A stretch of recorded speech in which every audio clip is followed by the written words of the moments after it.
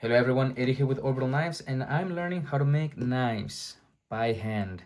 There is a local maker, his name is Brandon Williams. He's actually a Fortune Fighter champion, and he's taking the time and effort to teach me how to make knives, which I gotta tell you, it's definitely a challenge. But this is the first one that I finished. It was a stock removal technique. This started as a sheet of 1095 steel, and I cut the design around and super happy with it. It's definitely not perfect. You can see this side right here. You can see the belt satin, which is cool. Definitely the better side in comparison to this one. This has a little more imperfections, but that's okay. It's just I have a side. I can write better on one side than the other. That's okay. Um, but yeah, as I said, 1095 steel. The handle material on this one is called Dymalox, which is layers of wood that get dyed and then get compressed. And because they're dyed, they're able to offer them in different colors. And I really wish we saw a lot more of this in the folder knife world because um, it's beautiful. It reminds me of the fat carbon and the Damascus and all of those style of materials, but it's wood base, which is really cool. Now, one thing about this knife is I made it really thick because when you're at the grinder, it is easy to remove material, but once you remove it, you can put it back. And so I didn't want to go too thin to where I would make a mistake at a thin point and not have enough room to fix it. And so that's why I left it thick. But I did tell Brandon that I wanted to practice my grinding skills and bring the knives to be a little bit thinner. So he gave me this one. This one of his blanks.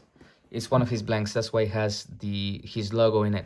Now, what a blank is, it's just basically the knife was ready to go. It had the shape of it, but it hadn't been grounded yet. That's all it is. It just needed somebody to grind bevels on them. And then after you do that, you put the handles and finish the knife. So the knife was already at that stage. This is not something that I made. It was his blank. He had already made it. And so I was like, okay, I'm gonna grind it. As a practice, he gave it to me to do that. Now, it's not finished, as I said, these handles are not done yet, but I went and I wanted to go thin, and boy, did I go thin on that. I mean, that is gonna be a lazy little blade. Now, it's definitely too thin. It's not gonna be strong for hard use, but it's definitely a slicer.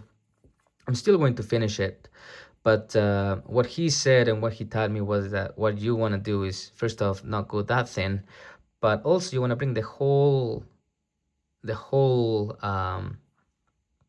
knife down to the thickness that you want, and then from there you grind the bevel so that the whole thing is uniform, like here, as you guys can see. You don't have that difference in thickness up here. So yeah, learning from him a lot. I'm definitely going to leave his website and socials down below so you can go check him out. And if you want to pick something up from him, definitely do so. He does amazing work. I do have one of his knives. He does beautiful work. But yeah, just wanted to let you guys know. Now, why am I doing this? I really think that becoming a maker, I'm not a maker yet, but if I can ever call myself a maker, I think that would make me a better designer. Because when we have ideas in the design world, it is easy to draw them. You can just draw a line and your idea is done. And because it's so simple,